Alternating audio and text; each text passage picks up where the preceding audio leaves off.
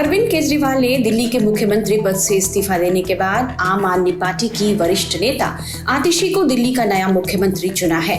आतिशी 21 सितंबर को सीएम पद की शपथ लेने जा रही हैं। दिल्ली की मुख्यमंत्री की कुर्सी पर बैठने वाली वे तीसरी महिला हैं।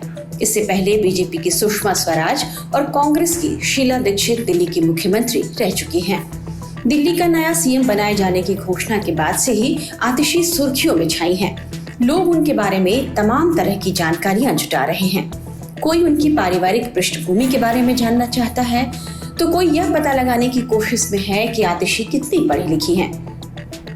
लोग यह भी जानना चाहते हैं कि उनके पास आखिर संपत्ति कितनी है। हम आपको दिल्ली की नई सीएम आतिशी की संपत्ति के बारे में बताने जा रहे हैं। आइए आपको बताते हैं कि आखिर आतिशी कितनी संपत्ति की मालकिन है। लेकिन उससे पहले आपको आतिशी का वो बयान सुनाते हैं जो उन्होंने सीएम चुने जाने के बाद दिया था। मुख्यमंत्री चुने जाने पर आतिशी ने कहा कि वे मुख्यमंत्री बनाए जाने पर खुश नहीं हैं और उनका अगला मकसद फिर से केजरीवाल को ही सीएम बनाना है। मैं सबसे पहले दिल्ली के लोकप्रिय मुख्यमंत्री, आम आदमी पार्टी के नेता, मेरे गुरु अरविंद केजरीवाल जी का धन्यवाद करना चाहती हूँ, जिन्होंने मुझे इतनी बड़ी जिम्मेदारी दी और इस जिम्मेदारी के लिए मुझ पे भरोसा किया। ये सिर्फ आम आदमी पार्टी में हो सकता है, अरविंद केजरीवाल जी के नेतृत्व में हो सकता है कि एक फर्स्ट टाइम पॉलिटिशियन एक राज्य की मुख्यमंत्री बने। मैं एक सामान्य परिवार से आती हूँ।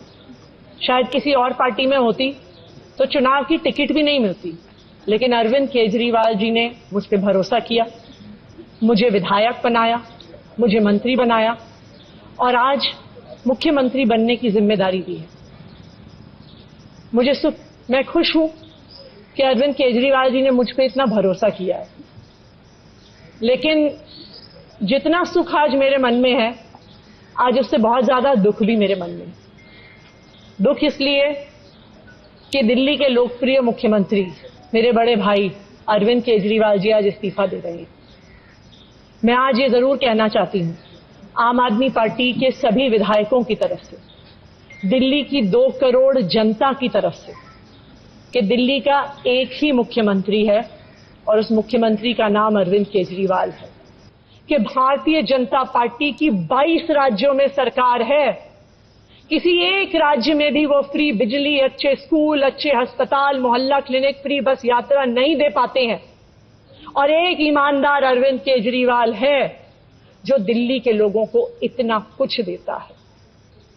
तो दिल्ली के लोग, आम आदमी पार्टी के विधायक और मैं अगले कुछ महीनों तक, चुनाव तक मुख्यमंत्री होने के नाते अब एक ही उद्देश्य से काम करेंगे कि हमें अरविंद केजरीवाल जी को फिर से दिल्ली का मुख्यमंत्री बनाना है। अब जानिए कि नई मुख्यमंत्री आतिशी 1 करोड़ रुपए से अधिक की संपत्ति की मालकिन है। 2020 में उनके चुनावी हलफनामे में आतिशी ने यह बताया था कि उनके पास 1 करोड़ से अधिक की संपत्ति है। साथ ही हलफनामे में यह बताया गया था कि उन पर किसी तरह की कोई देनदारी नहीं है। चुनावी हलफनामे में आतिशी ने यह बताया कि उनके पास 2018-19 में 5 लाख रुपए से अधिक की संपत्ति थी, जबकि उनके पति के पास करीब 3.25 लाख की संपत्ति थी। उस समय आतिशी के पति के बैंक अकाउंट में करीब 8 लाख रुपए जमा थे।